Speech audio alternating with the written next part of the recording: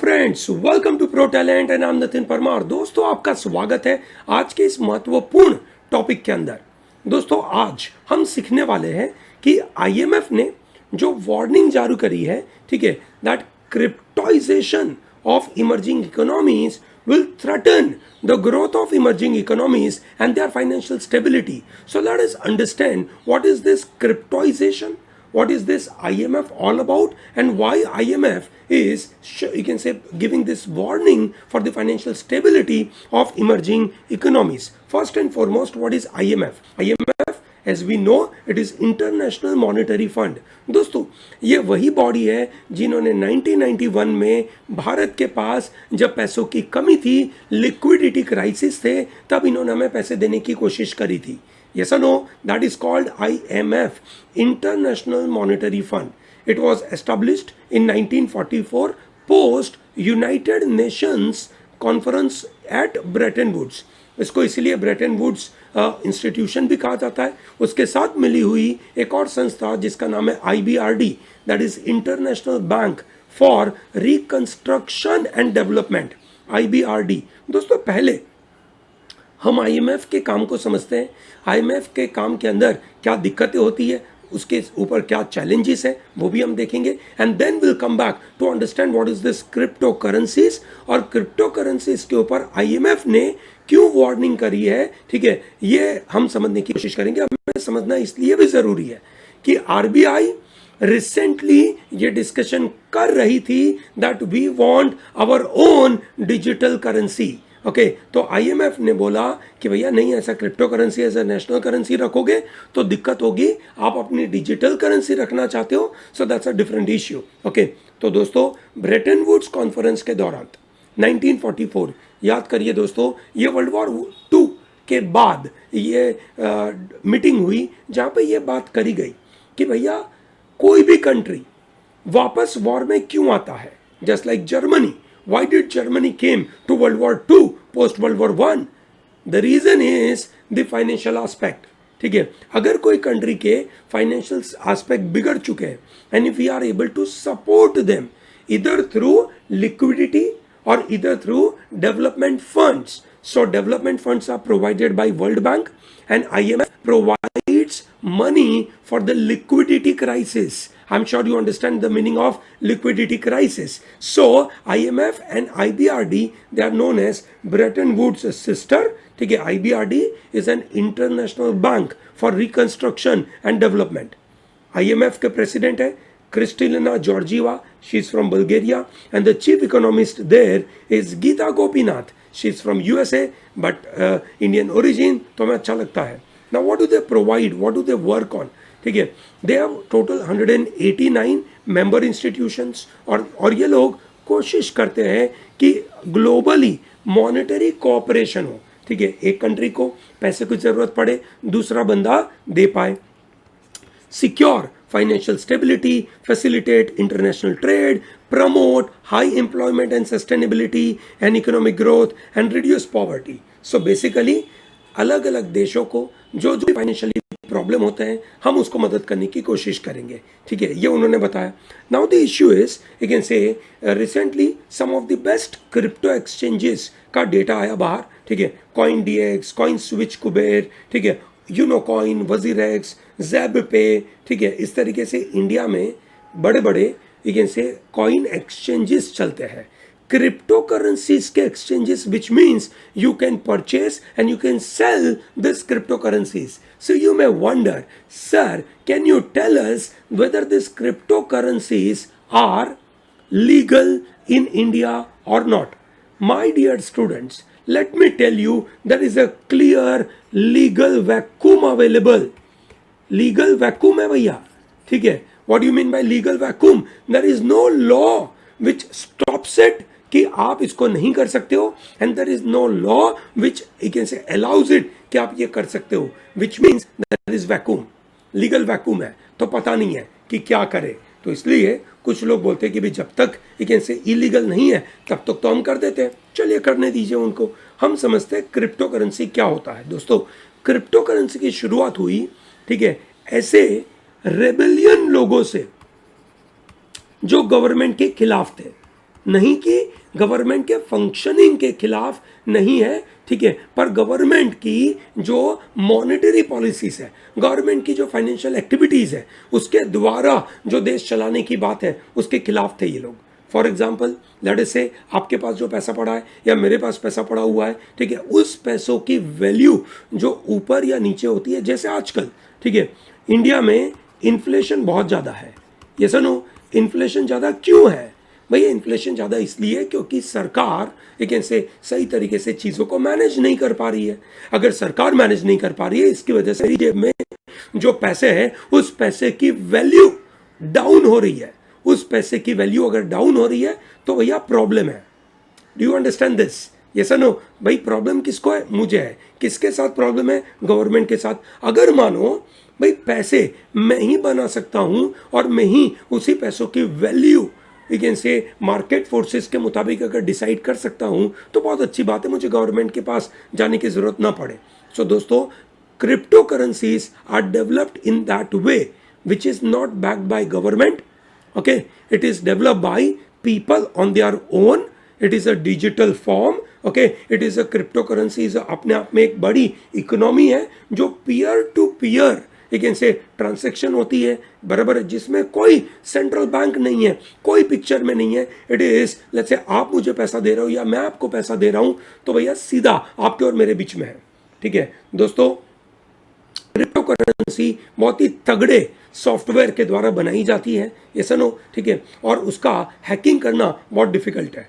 भारत में बहुत अच्छे अच्छे क्रिप्टो करेंसी चल रहे हैं, वर्ल्ड में भी, जैसे बिटकॉइन, इथेरियम, एक्सआरपी, ये सब बड़े बड़े क्रिप्टो करेंसी चल रहे हैं। बिटकॉइन बहुत बड़ा है दोस्तों, आज की तारीख में बिटकॉइन का value is crossing very high.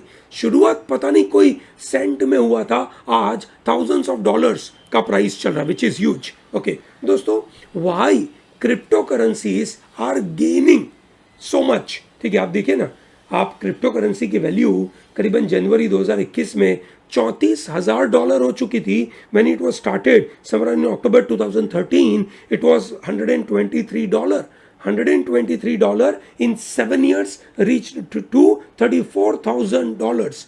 Huge, इतना बड़ा है, कौन दे रहा है ना? इतना बड़ा रिटर्न कोई दे पा रहा है? कोई नहीं। क्यों ऐसा? Why are people following this? One is government policies are failing. Government says कि हम मॉनेटरी पॉलिसी लेकर आते हैं और हमारा मकसद है कि आपके पैसे की वैल्यू हम बर्बाद ना करें, पर गवर्नमेंट की पॉलिसी अच्छी तरीके से चल नहीं पाती। सबसे बड़ा बुरा लगता है जब पेंडोरा पेपर लीक होता है, जब अमीर अमीर लोग एक से टैक्स पे नहीं करते तो बाकी लोगों को लगता है कि यार ये तो गलत बात है, ठीक है, हमें अच्छा नहीं लगता है। Disillusionment with a banking system. दोस्तों, आज की तारीख में बैंकिंग सिस्टम कैसे चलती है? देयर इज आरबीआई जो पैसा प्रिंट करती है। आरबीआई की बहुत सारी अलग अलग उनके अंडर में बहुत सारी बैंक्स होती है।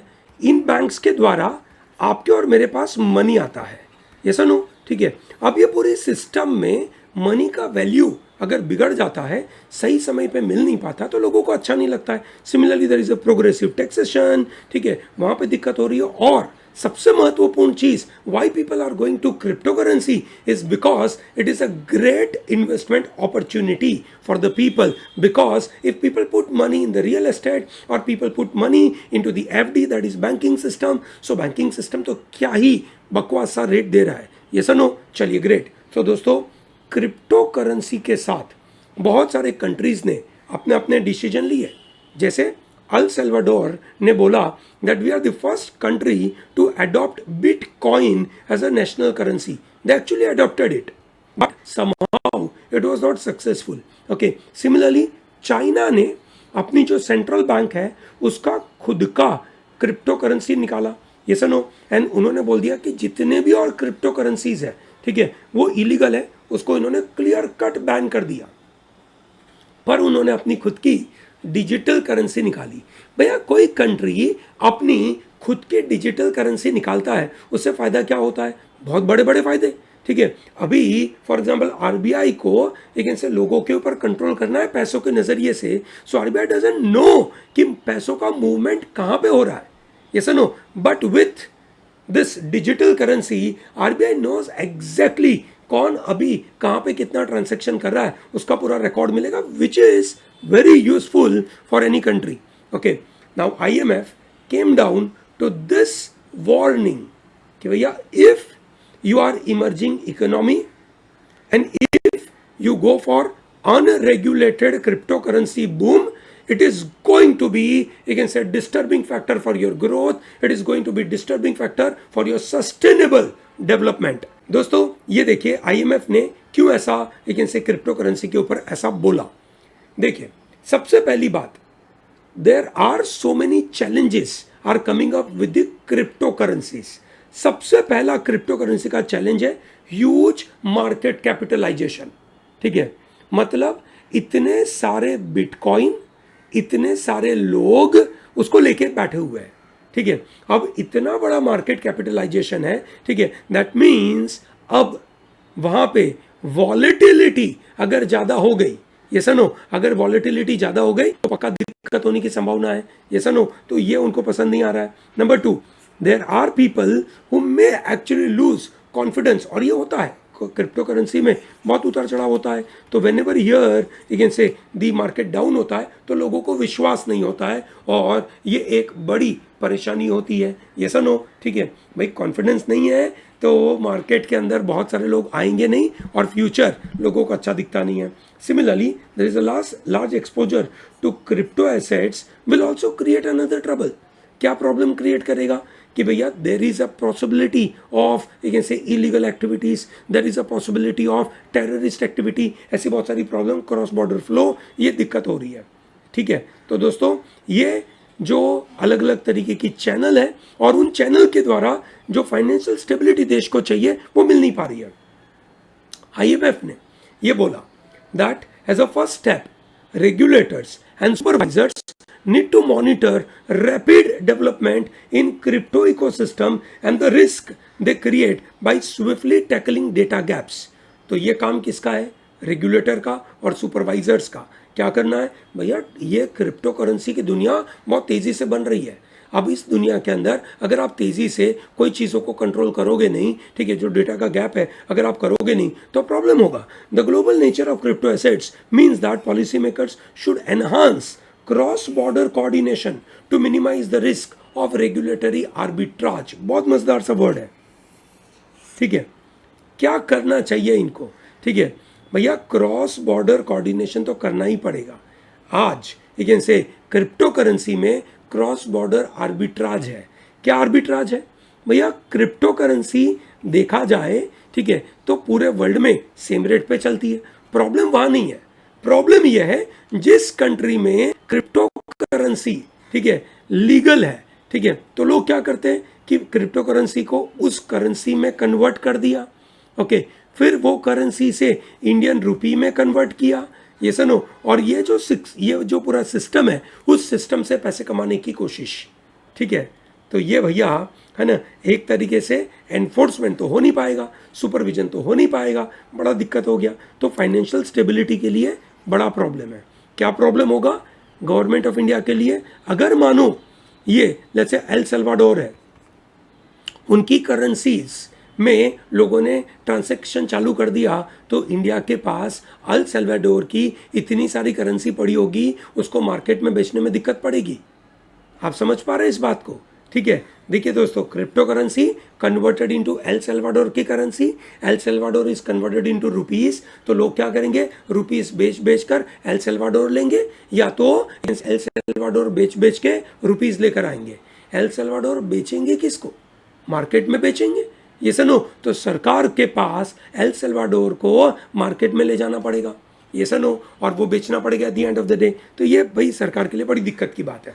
इंडिया और क्रिप्टो करेंसी के साथ बहुत ही पुराना नाता है. जैसे क्रिप्टो करेंसी की वैसे शुरुआत हुई थी 2012 के आजू बाजू, पर 2017 में, ठीक है, India came into big picture saying that let's get into this crypto currency का बूम, क्योंकि चल रहा था सेंट पैसे पे और वो पहुंच गया लेकिन से $2,500 के ऊपर.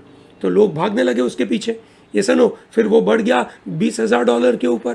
तब जाकर लेकिन से फाइनेंस मिनिस्टर ने बोल दिया कि भैया रुको, ये एक तरीके की पॉन्जी स्कीम है, आपको फंसाने के लिए स्कैम करने की स्कीम है. दोस्तों, पॉन्जी स्कीम का वर्ड आप गूगल पे डाल के देख लीजिएगा क्या मतलब होता है उसका।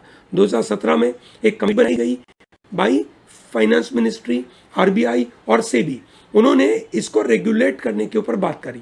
There were 2 PILs were filed against the use of crypto currencies in the Supreme Court. Supreme Court ने भी ये ऑर्डर दिया कि आरबीआई का जो ऑर्डर था बैंकों को बोलने का कि जो भी अगर आपका कोई एक ऐसे कस्टमर क्रिप्टो करेंसी में काम करता है आप उसका सब कुछ बंद कर दीजिए, आप उसके साथ डील नहीं करिए। तो सुप्रीम कोर्ट ने बोला कि ऐसा order by RBI is illegal, ऐसा होना नहीं चाहिए, अनकॉन्स्टिट्यूशनल है। 2018 में वजीरेक्स, ठीक है, ने बिनांस करके एक फर्म को और मतलब कैप्चर किया जिसके द्वारा वजीरेक्स बिकेम इंडिया का लार्जेस्ट क्रिप्टो करेंसी एक्सचेंज। ठीक है, आरबीआई ने बहुत सारे सर्कुलर डाले, सुप्रीम कोर्ट ने उसी आरबीआई के सर्कुलर को बैन कर दिया 2020 में। अब सरकार 2021 में बोल रही है that we wish to come out with an idea of our own sovereign digital currency and we are going to ban all other crypto currency. अगर सरकार बैन कर दे तो अच्छी बात है। देखिए, draft of banning crypto currencies and regulation of official digital currency bill 2019, banning of crypto currency number 1, number 2 regulation of official digital currency, ये bill लाने की बात है। अगर ये आ गया तो क्लैरिटी होगी। आज क्लैरिटी नहीं है, सरकार बस ऐसे ही एक ऐसे या तो डरा रही है या लोग डर नहीं रहे, पता नहीं क्या सिनारियो हो रहा है। I think this is very clear. चलिए, great. So with this International Monetary Fund का जो वार्निंग आया उससे हमने समझने की कोशिश करी कि IMF क्या होता है, क्रिप्टो करेंसी क्या होती है और जो नेशनल करेंसी में कन्वर्ट करना उसके चैलेंजेस क्या होते हैं। दोस्तों, अगर आपको ये वीडियो पसंद आते हैं तो इसको लाइक करिए, इस चैनल को सब्सक्राइब करिए and tell to large number of people to be part of Pro Talent. Okay, thank you, have a good day.